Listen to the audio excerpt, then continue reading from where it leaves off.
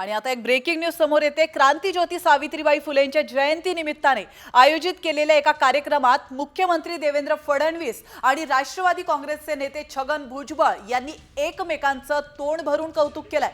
विशेष म्हणजे शेरो शायरीतून दोघांनी एकमेकांबद्दलच्या भावना व्यक्त केल्यामुळे आता राजकीय विश्वात वेगळ्या चर्चांना उधाण आलंय। आपण सर्वजण या कार्यक्रम प्रसंगी धन्यवाद सरपंच मॅडम, आपण या ठिकाणी आपलं मनोगत व्यक्त केलं। सीएम साहेब,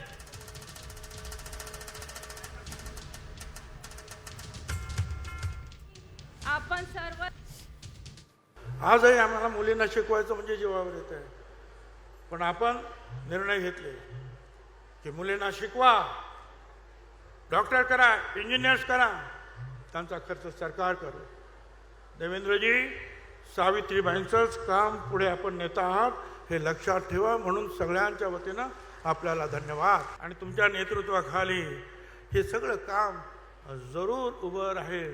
आणि मी एवढंच सांगेन, वाकिफ कहा जमाना हमारी उड़ान से, वाकिफ कहा जमाना हमारे उड़ान से, वो और थे जो हार गए आसमान से।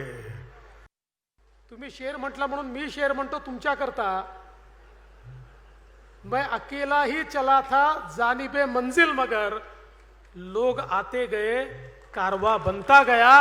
अशा प्रकारे जे काम तुम्ही सुरू केलं त्याच्यानंतर हळूहळू कारवा बनायला लागला आणि काम पुढे जायला लागलं। आज एक चांगलं स्वरूप हे आपल्याला या ठिकाणी पाहायला मिळतंय। पण मी तुमचं याकरता अभिनंदन करेन की तुम्ही हे ओळखलं की या ठिकाणी प्रेरणास्थळी तयार झाली पाहिजे आणि त्याची सुरुवात तुम्ही केली। याबद्दल निश्चितपणे मी तुमचं देखील मनापासून अभिनंदन करतो।